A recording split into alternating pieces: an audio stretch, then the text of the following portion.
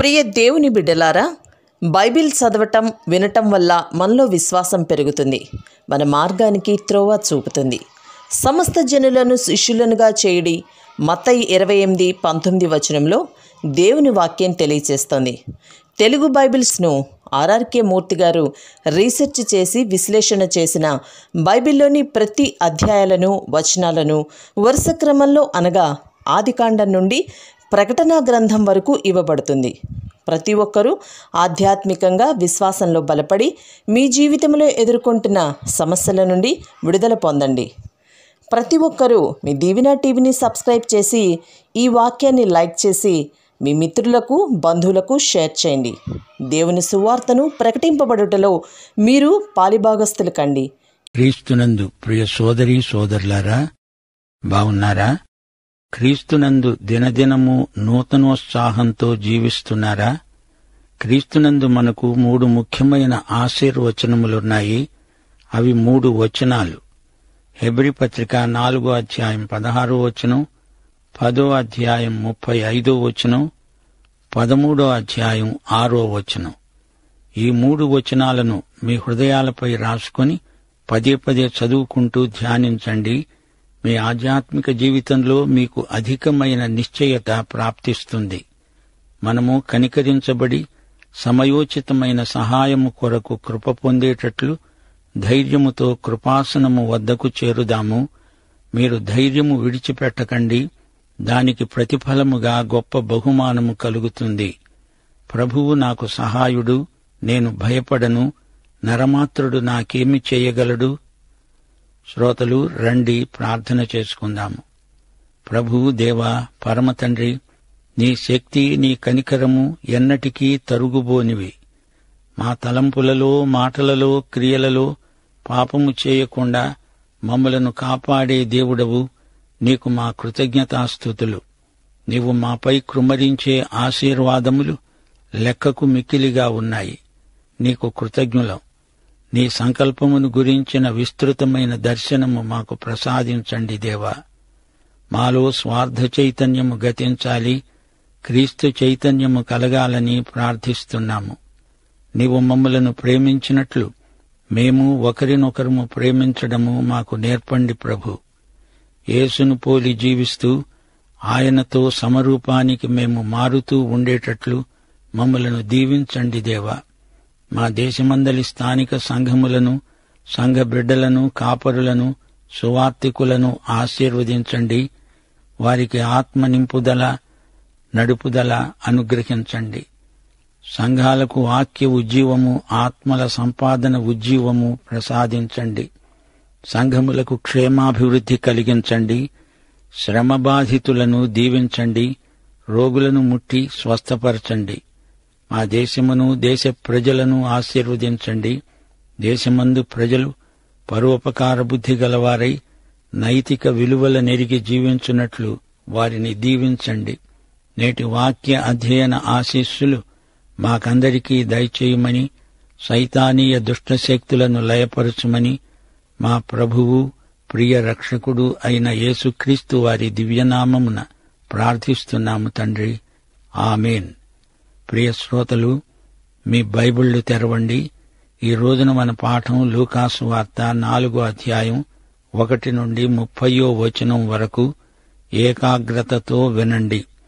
యేసు పరిశుద్ధాత్మపూర్ణుడై యోర్దాను నది నుండి తిరిగి వచ్చి 40 దినములు ఆత్మచేత అరణ్యములో నడిపించబడి అపవాది చేత శోధించబడుతూ ఉన్నాడు. ఆ దినములలో ఆయన ఏమీ తినలేదు. అవి తీరిన తరువాత ఆయన ఆకలిగొనగా అపవాది అన్నాడు, నీవు దేవుని కుమారుడివైతే రొట్టె అగునట్లు ఈ రాతితో చెప్పు. అందుకు యేసు వానికి ప్రత్యుత్తరమిస్తూ అన్నాడు, మనుష్యుడు రొట్టె వలన మాత్రమే జీవించడు అని రాయబడి ఉన్నది. అప్పుడు అపవాది ఆయనను తీసుకొని పోయి భూలోక రాజ్యములన్నిటినీ 1 నిమిషములో ఆయనకు చూపించి అన్నాడు, ఈ అధికారమంతా, ఈ రాజ్యముల మహిమ నీకిస్తాను. అది నాకు అప్పగించబడి ఉంది. అది ఎవరికి నేను ఇవ్వగోర్తానో వారికిస్తాను. కాబట్టి నీవు నాకు మొక్కావు అంటే ఇదంతా నీదే అవుతుంది. అందుకు ప్రత్యుత్తరమిస్తూ యేసు అన్నాడు, నా దేవుడైన ప్రభువుకు మొక్కి ఆయనను మాత్రమే సేవించాలి అని రాయబడి ఉంది. పిమ్మట ఆయనను యెరూషలేమునకు తీసుకొనిపోయి దేవాలయ శిఖరమున ఆయనను నిలువబెట్టి ఆయనతో అన్నాడు, నీవు దేవుని కుమారుడవైతే ఇక్కడి నుండి కిందికి దూకు. నిన్ను కాపాడడానికి నిన్ను గూర్చి తన దూతలకు ఆజ్ఞాపిస్తాడు. నీ పాదము ఎప్పుడైనా రాతికి తగలకుండా వారు నిన్ను చేతులతో ఎత్తుకుంటారు అని రాయబడి ఉంది. అందుకు యేసు ప్రత్యుత్తరమిస్తూ అన్నాడు, నీ దేవుడైన ప్రభువును శోధించవలదు అని చెప్పబడి ఉన్నది. అపవాది ప్రతి శోధనను ముగించి కొంతకాలము ఆయనను విడిచిపోయాడు. ప్రియ శ్రోతలు వింటున్నారా? యేసు ప్రభువు 3 శోధనలను ఎదుర్కొని గెలిచాడు. యేసు నజరేతును విడిచి కపెర్నహూముకు వచ్చాడు. కపెర్నహూమే ఆయన సేవా కేంద్రమైంది. యేసు ఒక మానవుడుగా సైతానీయ శోధనలను ఎదుర్కొన్నాడు. ఈ శోధనలు మానవులందరికీ సహజంగా వచ్చేవే. మానవ శోధనలు అన్నిటికీ మూలమైన శోధనత్రయాన్ని యేసు జయించాడు. శారీరకమైన అక్కరను తృప్తిపరిచేది తిండి. ఆహారము, రొట్టె, అన్నం తినడంలో తప్పేమీ లేదు. ఆకలి తీర్చేది అన్నం. యేసుకు 40 రోజులు ఆహారం లేదు. ఆయనేమీ తినలేదు, ఉపవాసమున్నాడు. తనకున్న మహాశక్తిని కేవలం తన ఆకలి మాత్రమే తీర్చుకోవడానికి వాడితే అది స్వార్థమవుతుంది.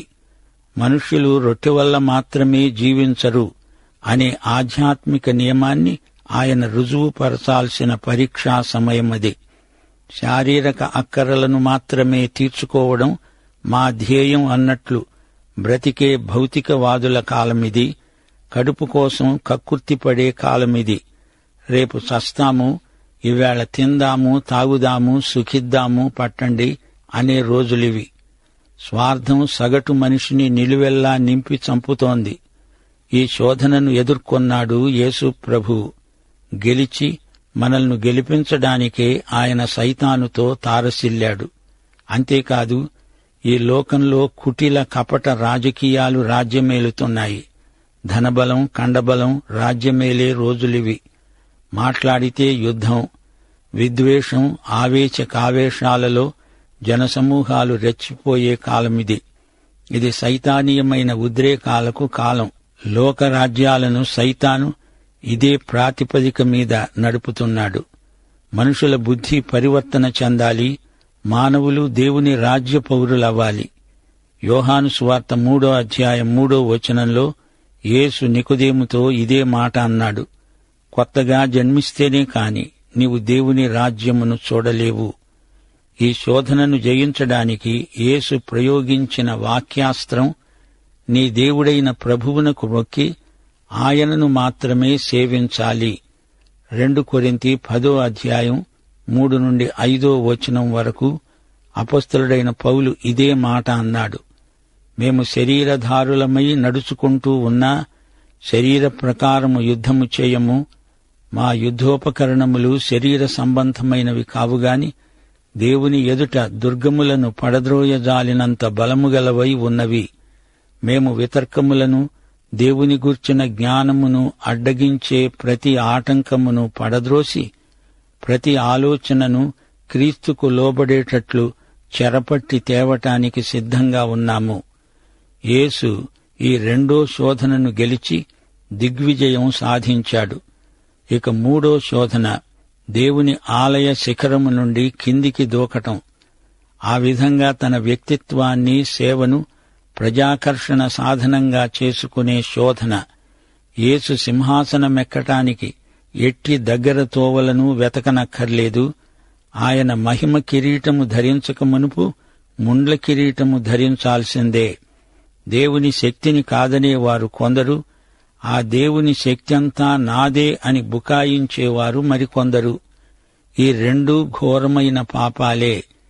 తాము ఏమీ చెయ్యకుండా అంతా దేవుడే చేస్తాడులే అని నిశ్చింతగా ఉండిపోయేవారు మరికొందరున్నారు. నీవు చెమటోడ్చి పనిచేసి అన్నం తినాలి అన్నాడు దేవుడు. పనిచెయ్యని సోమరిపోతులకు దేవుడు ఆశ్రయస్థానం కాడు. మనము దేవుని జతపనివారము, పాలివారము. మనం దేవుని తోలుబొమ్మలము కాము, కీలుబొమ్మలము కాము.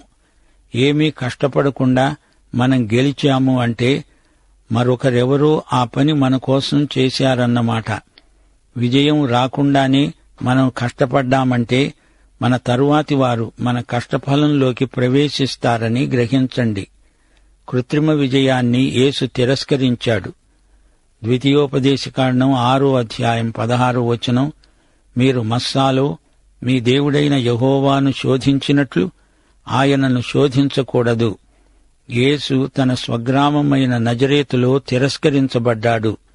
సమాజ మందిరంలో ఆయన వాక్యం చదువుతూ యెషయా గ్రంథం 61వ అధ్యాయం 1-2 వచనాలు నెరవేరటాన్ని సూచించాడు. సువార్త ప్రకటించడానికి ప్రభువు నన్ను అభిషేకించాడు అనే ప్రవచనమెత్తి చూపాడు ప్రభువు. శ్రోతలు గమనించండి, యేసు ఒక మానవుడుగా శోధించబడ్డాడు. యేసును మనుష్య కుమారునిగా లూకాసు వార్త చూపుతోంది.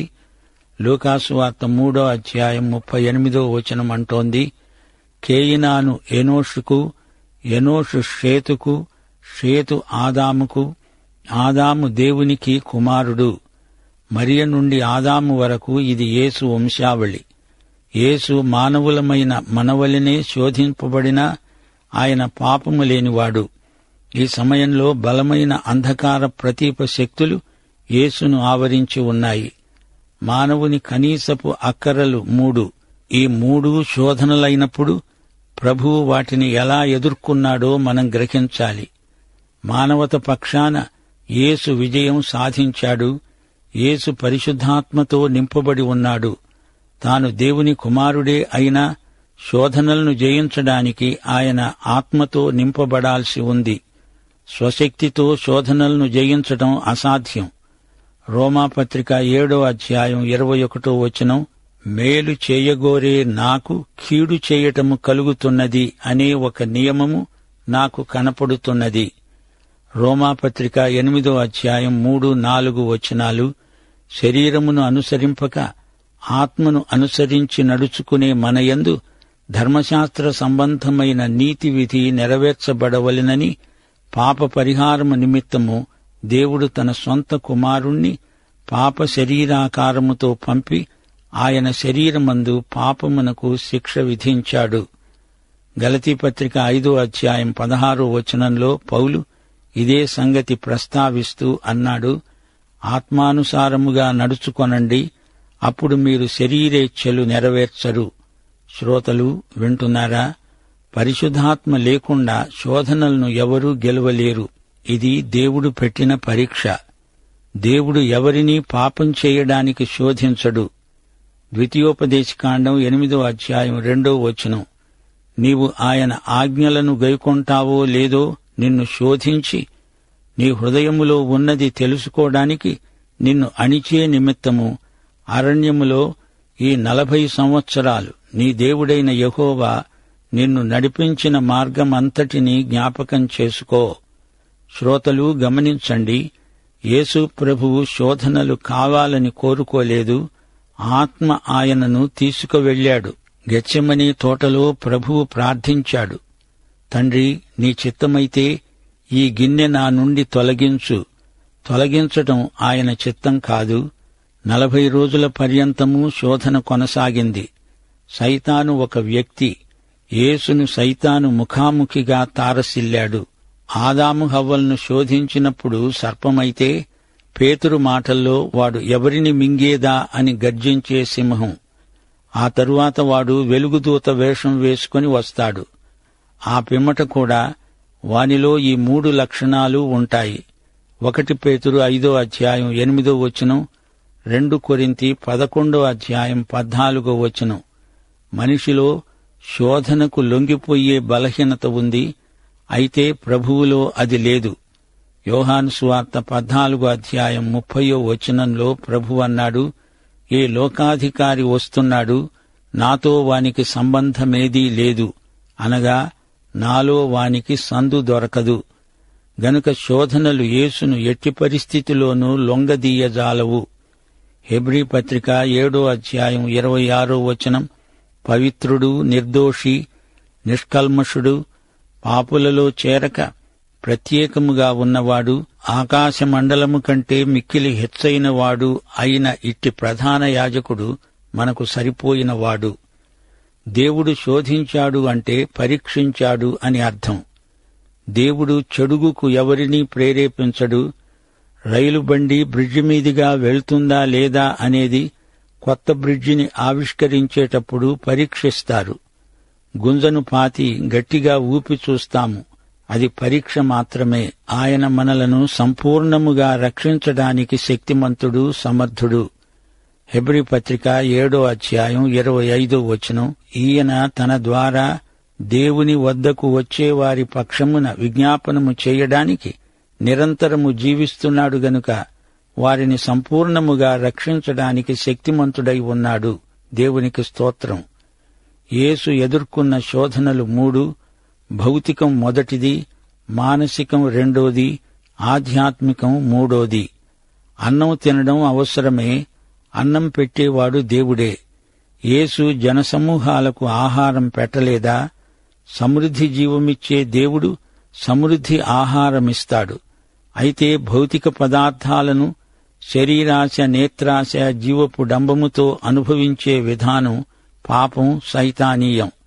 హవ్వ పండును చూచి నేత్రాశ, శరీరాశ, జీవపు డంబముతో దాన్ని అనుభవించాలని సూచింది. యోబు గ్రంథం 2వ అధ్యాయం 4వ వచనం. అపవాది వేదాంతం వినండి. చర్మము కాపాడుకోవడానికి చర్మమును, తన ప్రాణమును కాపాడుకోవడానికి ప్రాణమును నరుడిస్తాడు గదా. అయితే యోబు శోధనకు లొంగలేదు.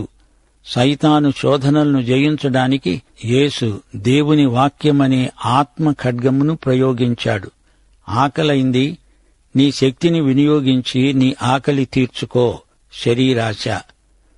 అదిగో లోకరాజ్యాల వైభవం, ఐశ్వర్యం చూడు. నేత్రాశ. శిలువను కాదు, సింహాసనాన్ని చూడు. దానిమీద దర్జాగా కూర్చో. ఐశ్వర్యమంతా నీదే అవుతుంది. నాకు దండం పెట్టు, అంతే. శిలువ లేనిదే కిరీటం లేదు. సైతాను పెట్టే కిరీటం నకిలీ కిరీటం. శిలువ వేయబడిన క్రీస్తును తప్ప మరి దేనిని ఎరుగకుందునుగాక అని పౌలు శపథం చేశాడు. యేసు మనకు రాజు. శిలువ మోసి శిలువ వేయబడి తిరిగి లేచిన యేసు మన రాజు. ఇక మూడవది ఆధ్యాత్మికం. దేవాలయ శిఖరాగ్రము నుండి కిందికి దూకు.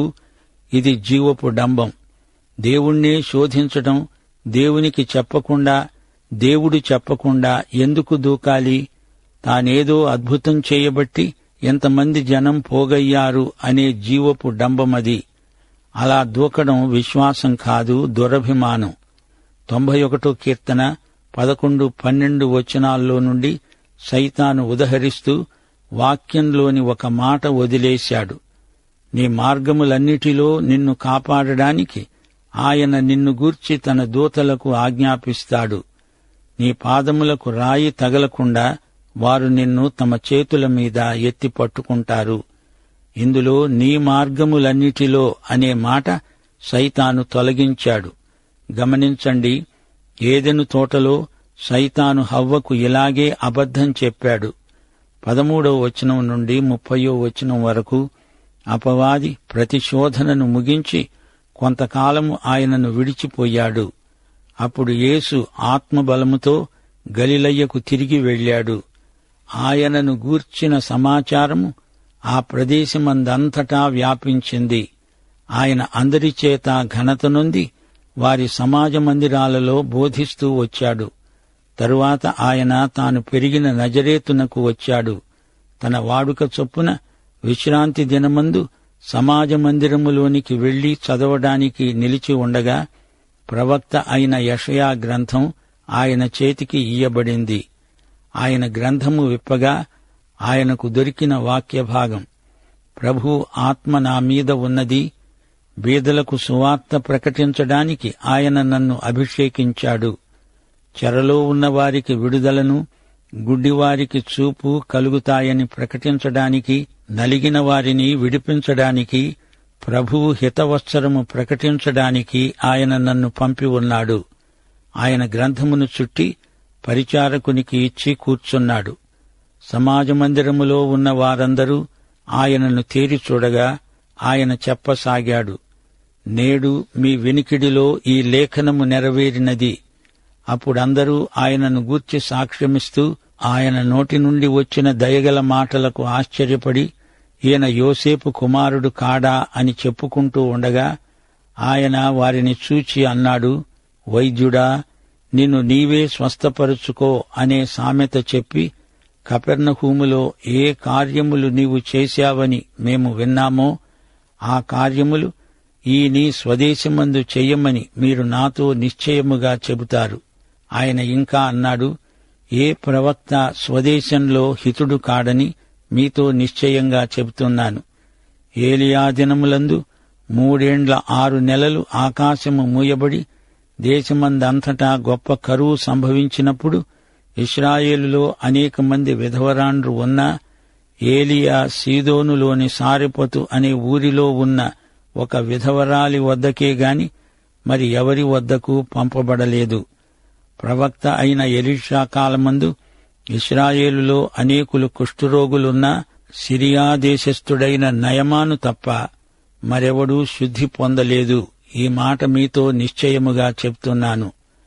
సమాజమందిరములో ఉన్న వారందరూ ఆ మాటలు విని ఆగ్రహముతో నిండిన వారై లేచి ఆయనను పట్టణములో నుండి వెళ్లగొట్టి ఆయనను తల్లక్రిందులుగా పడదోయాలని కొండపేటు వరకు ఆయనను తీసుకొని పోయారు. అయితే ఆయన వారి మధ్య నుండి దాటి తన మార్గమున వెళ్లిపోయాడు. శ్రోతలు వింటున్నారా? శ్రమలు, పరీక్షలు కొందరిని బలపరుస్తాయి, కొందరిని బలహీనపరుస్తాయి. సూర్యుని ఎండ వెన్నను కరిగిస్తుంది, బంకమన్నును గట్టిపరుస్తుంది. ఫరో హృదయం కఠినం కావడానికి కారణం అతని హృదయ వైఖరి. రాను రాను అతని మనస్సు గట్టిపడిందే కాని మెత్తన కాలేదు. హెబ్రీ పత్రిక 2వ అధ్యాయం 17వ వచనం అంటోంది, ప్రజల పాపములకు పరిహారము కలగడానికి దేవుని సంబంధమైన కార్యములలో కనికరము, నమ్మకము గల ప్రధాన యాజకుడయ్యే నిమిత్తము అన్ని విషయములలో ఆయన తన సహోదరుల వంటివాడు కావలసి వచ్చింది. యేసు మానవుడై వచ్చిన దేవుడు, పరిశుద్ధాత్మ వల్ల ఆయన బలపరచబడ్డాడు. ఆయనకే పరిశుద్ధాత్మ శక్తి అవసరమైంది అంటే మనకు ఇంకా ఎంత అవసరమో గ్రహించండి. యేసు బోధిస్తూ ఉంటే ప్రజలు ప్రశంసించారు. ఆ ప్రజలే ఆ తరువాత ఆయనను సిలువ వెయ్యి, సంహరించు అని కేకలు పెట్టారు. అది గుంపు మనస్తత్వం. యేసు ఆ రోజు సమాజ మందిరంలో లేఖనాలు చదివాడు. అది నజరేతు గ్రామం, యేసు పెరిగిన స్థలం. సబ్బాతు నాడు యేసు సమాజ మందిరానికి వెళ్లే వాడుక ఉంది. ఇది ఎంత మంచి అలవాటు! శ్రోతలు, ఆదివారం నాడు ప్రార్థన, ఆరాధన కోసం దేవుని మందిరానికి వెళ్లడం అందమైన అలవాటు. సమాజ మందిరాలు బబులోను చెరకాలంలో ఏర్పడ్డాయి. అన్యుల దేశంలో దేవుణ్ణి ఆరాధించుకోవడానికి యూదులు వాటిని రూపొందించుకున్నారు. యెహెజ్కేలు గ్రంథం 14వ అధ్యాయం 1వ వచనం, 20వ అధ్యాయం 1వ వచనంలో ఇశ్రాయేలీయుల పెద్దలు కూడి వచ్చే స్థలం, ఆరాధించే స్థలం, వాక్యం వినే స్థలం సమాజ మందిరం. దీనినే సునగోగు అంటారు. యేసు ప్రభు కాలం నాటికి పెద్ద పెద్ద పట్టణాలలో ఈ సునగోగులున్నాయి. ఆ రోజు సబ్బాతు దినాన యేసు సమాజ మందిరంలో లేఖనాలు చదివాడు. యెషయా గ్రంథంలోని వాక్య భాగం ఆ రోజుకు ఏర్పాటు చేయబడింది. యెషయా 61వ అధ్యాయం 1-2 వచనాలలో దేవుని ప్రతిదండన దినం ప్రకటించడానికి అనే మాట చదవకుండా అంతటితో ఆపేశాడు. లేఖనము మీ వినికిడిలో ఇంతవరకు నెరవేరింది అని ఆయన కూర్చున్నాడు. ప్రతిదండన దినం ఆయన రెండోసారి వచ్చినప్పుడు గాని నెరవేరదు. ప్రతిదండన దినం అంటే అది ఎలాంటి రోజు? 2వ కీర్తన 8వ వచనం, జనములను నీకు స్వాస్థ్యముగా, భూమిని దిగంతముల వరకు సొత్తుగా ఇస్తాను అన్నాడు దేవుడు. ఎలా ఇస్తాడు? ఇనుపదండముతో నీవు వారిని నలగొడతావు, కుండను పగలగొట్టినట్లు వారిని ముక్కచెక్కలుగా పగలగొడతావు. ఇది ప్రతిదండన దినం. మొదటిసారి బీదలకు సువార్త ప్రకటించడానికి వచ్చాడు. రెండోసారి ప్రతిదండన చేయడానికి వస్తాడు. అదే సేవ కోసం ఆత్మచేత అభిషేకించబడ్డాడు. ఇది సువార్త దినం. రేపు రాబోతోంది ప్రతిదండన దినం, రెండో రాకడ దినం. ఈయన యోసేపు కుమారుడు గదా, మెస్సియా ఎలా అవుతాడు అని ఎద్దేవా చేస్తూ మాట్లాడారు. యేసు బలహీన మానవ శరీరాకారం ధరించాడు. ప్రభువు చరిత్రలో నుండి 2 వ్యక్తులను ఎత్తి చూపుతున్నాడు. వీరిద్దరూ యూదేతర ప్రాంతీయులు, సారెపతు విధవరాలు, సిరియావాడైన నయమాను. ఈ 2 వ్యక్తిగత జీవితాలలో దేవుడు ఒక అద్భుత క్రియ జరిగించాడు. కాని తన స్వంత ప్రజలైన ఇశ్రాయేలీయులే తనను తిరస్కరించి గొప్ప ఆశీర్వాదాలను పోగొట్టుకుని ఎంతో నష్టపోతున్నారు. ఇశ్రాయేలులోని విధవరాండ్రు, కుష్ఠురోగులు నాశనమైపోతున్నారంటే కారణం వారి అవిశ్వాసం. ఏలియా కాలంలో ఇదే జరిగింది. ఇది చరిత్ర ఇస్తున్న సాక్ష్యం. దీనినెవరూ కాదనలేరు. నజరేతువారు యేసును నిరాకరిస్తున్నారు. నజరేతు చుట్టుపక్కల గ్రామాలు కొండసీమ. వారాయనను కొండపేటు నుండి క్రిందికి పడద్రోయాలని చూచారు. గాని యేసు తప్పించుకొని వెళ్లిపోయాడు. అది ఒక అద్భుతమే. మనం కూడా ప్రభువు నుండి ఇదే నేర్చుకోవాలి. ప్రభువే ఒకసారి అన్నాడు, మీరు పాముల వలె వివేకులు, పావురముల వలె నిష్కపటులు అయి ఉండండి. పావురం నిష్కపటమైందే కాని వివేకం లేనిదై ప్రమాదంలో చిక్కుకుంటుంది. పామో అది కపటమైందే కాని వివేకంతో ప్రమాదం నుండి ఉపాయంగా తప్పించుకుంటుంది. పాఠం ఇంతటితో సమాప్తం. దైవాశీస్సులు. ఆమేన్.